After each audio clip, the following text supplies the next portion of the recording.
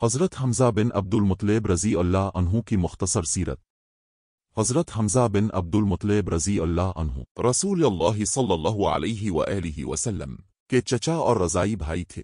رسول اللہ صلی اللہ علیہ وآلہ وسلم کو اور حضرت حمزہ رضی اللہ عنہ کو ابو لہب کی لونڈی صوبیہ نے دودھ پلایا تھا۔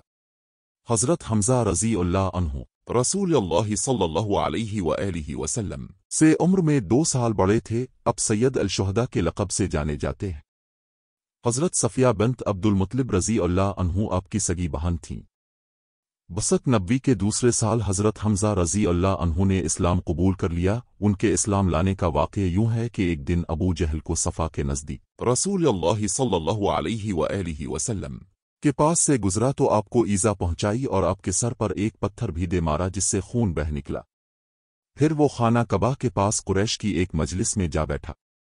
عبداللہ بن جدن کی لونڈی نے اس کی اطلاع حضرت حمزہ رضی اللہ عنہ کو دی جو کمان لٹکائے شکار سے واپس آ رہے تھے۔ جب یہ سنا تو دوڑتے ہوئے ابو جہل کے سر پر جا سوار ہوئے، برا بھلا کہا اور کہنے لگے، تو میرے بھتیجے کو گالی دیتا ہے، حالانکہ میں بھی اسی کے دین پر ہوں۔ اس کے بعد زور سے اس کے سر پر کمان ماری اور اس کا سر زخمی کر دیا۔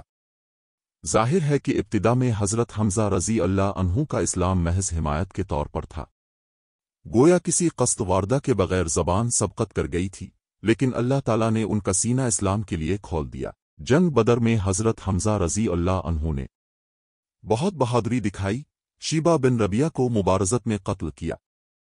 اسی طرح طمع بن عدی اب کے ہاتھوں قتل ہوا۔ اگلے سال جنگ عہد کے موقع پر جبیر بن مطعم نے اپنے چچا طمع بن عدی کا انتقام لینے کے لیے اپنے غلام وحشی سے کہا، اگر میرے چچا کے بدلے رسول اللہ صلی اللہ علیہ وآلہ وسلم کے چچا کو قتل کرے تو آزاد ہے۔ وحشی حبشہ کا رہنے والا تھا اور ماہر نیزہ باز تھا۔ حضرت حمزہ رضی اللہ عنہ نے جنگ عہد میں بہادری کے جوہر دکھائے۔ آپ کے ہاتھوں 31 کفار جہنم رسید ہوئے۔ اسی دوران میں حضرت حمزہ بھی اللہ کے مقابلے میں سبا بن عبدالعز آیا، جسے حضرت حمزہ رضی اللہ عنہ نے وہ ختنے کرنے والی کے بیٹے کہہ کر پکارا۔ اس کی ماں عورتوں کے ختنے کیا کرتی تھی۔ وحشی کہتا ہے، یہی میرے لیے موقع تھا۔ حضرت حمزہ رضی اللہ عنہ نے سبا پر وار کیا اور اسے جہنم رسید کر دیا۔ میں نے جلدی سے برچھے کا وار حضرت حمزہ رضی اللہ عنہ کے پیٹ میں کیا جہاں سے ان کی زرہ ہٹی ہوئی تھی۔